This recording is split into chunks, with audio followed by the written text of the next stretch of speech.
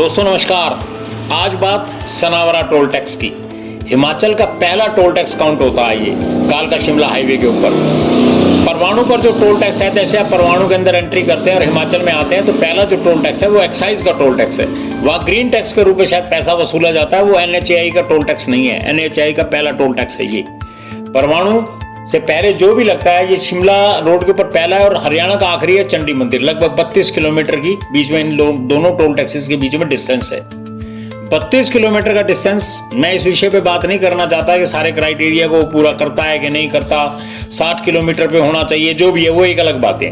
परंतु 32 किलोमीटर के अंदर मैं सिर्फ NHAI से ये कहना चाहूंगा कि कितने टॉयलेट्स आपने बना के दिए पब्लिक को, टोल पूरा वसूलते हैं आप, कितने रेन शेल्टर बना कर दिए हैं आपने, ये चीजें पूछता हूं मैं आपसे। और क्या क्या सुविधाएं देते हैं, ये चीजें आप अपने मन को खंगा लीजिएगा।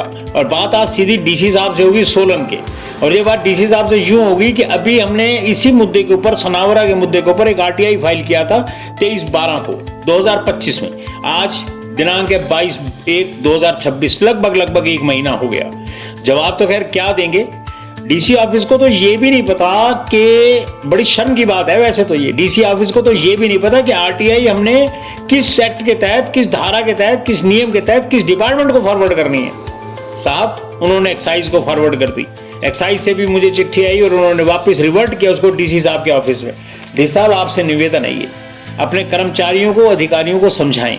आप पूरे डिस्ट्रिक्ट सोलन के DC हैं, छोटी छोटी चीज के ऊपर आपकी निगाह होनी चाहिए। आप स्वयं काम नहीं कर सकते, लेकिन ये आपके सबॉर्डिनेट्स हैं, इनको आपको एक सही तरीके से बताना चाहिए ताकि आपकी गाइडेंस के अंदर ये प्रॉपर तरीके से काम कर सके और इस एरिया में काम हो।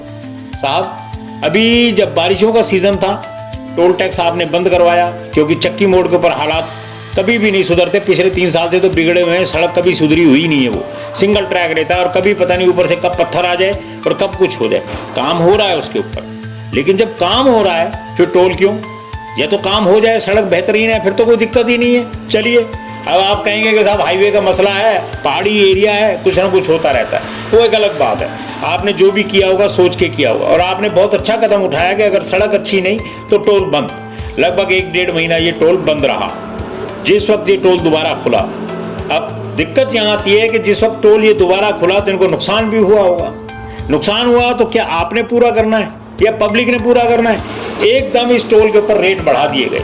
जब टोल के ऊपर रेट बढ़ाए गए तो हमने एक RTI फाइल इसीलिए की थी कि भाई क्यों बढ़ाए गए टोल, क्या रीजन था, ये टोल कब लगा, कितनी बार पैसा इसका बढ़ाया गया, अकॉर्डिंग टू रूल बढ़ाया गया या ऐसा ही बढ़ा दिया गया।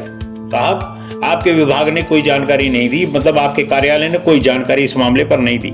हमारे को एक चीज का पता होना चाहिए, हम आम जनता हैं और आपसे निवेदन भी कर सकते हैं क्योंकि आप DC हैं, ये आपके क्राइटेरिया में आता है। आपको एक चीज का पता होना चाहिए। मैं आपको कमांड नहीं कर रहा, लेकिन एक निवेदन कर रहा हूं आपको और आपके कर्मचारियों को बता रहा हूं ये बात कि ये दायरे आपके हैं। हमारे आम जनता को ये पता होना चाहिए कि कितनी बार इसका पैसा बढ़ा, अकॉर्डिंग टू रूल कितनी बार ये पैसा बढ़ा सकता है, कितनी बार नहीं बढ़ा सकता, कौन कौन सी बेसिक फैसिलिटीज इसको देनी चाहिए, क्या वो बेसिक फैसिलिटीज पूरी हो भी रही है या नहीं हो रही, इसकी जांच आपको टाइम टू टाइम करनी चाहिए। जिस विभाग का भी काम है, चाहे वो पुलिस विभाग का काम है, चाहे वो आपके काम है, चाहे वो NHAI का, जिसका भी है, कमांड आपने करनी है। रिपोर्ट भी आपको आनी चाहिए कि मेरे सोलन डिस्ट्रिक्ट में लोग काम जो रह रहे हैं कि वो सभी सुविधाओं के हकदार हैं जिनके उनको मिल भी रही है कि नहीं मिल रही। साहब अब मुद्दा इस बात पे एक बहुत बड़ा आपके ऑफिस के द्वारा एक बहुत बढ़िया अजीब सा काम दिया गया, वो भी बताता हूं मैं आपको। MC परवाणु, बोले तो कालका परिषद परवाणु भी आपके क्राइटेरिया में, आपके दायरे में आती है। 29/11 में, नवंबर के आसपास, 29 में या लास्ट एंड वीक के अंदर एक मीटिंग हुई थी वहां पर। उस मीटिंग के अंदर सभी पार्षद ऑलमोस्ट मौजूद थे, अधिकारीगण मौजूद थे। वहां पर जो जो प्रोसीडिंग्स हुई, जो जो कार्रवाई हुई, वो सारी कार्रवाई आपकी निगाह में होनी चाहिए। ये EO साहब की शायद जिम्मेवारी बनती है। वहां पर जो जो चीजें, नए कानून पास हुए, नए कानून, जो पुराने कानून थे वो फेल हुए, उन्होंने क्या पाया क्या खोया, आपको एक एक चीज बतानी चाहिए। साहब वही RTI आपके ऑफिस में भी लगाई गई और वैसे ही RTI कालका परवाणु परिषद के ऑफिस में लगाई गई। आपके ऑफिस से जवाब आया हमारे को कि अभी तक EO साहब के द्वारा कोई भी किसी तरीके का डॉक्यूमेंट हमारे ऑफिस में नहीं आया। तो वो जो वहां पर पार्षद बैठे थे, क्या वो समोसे खाने के लिए बैठे थे? पब्लिक का पैसा इस तरीके से खराब होगा?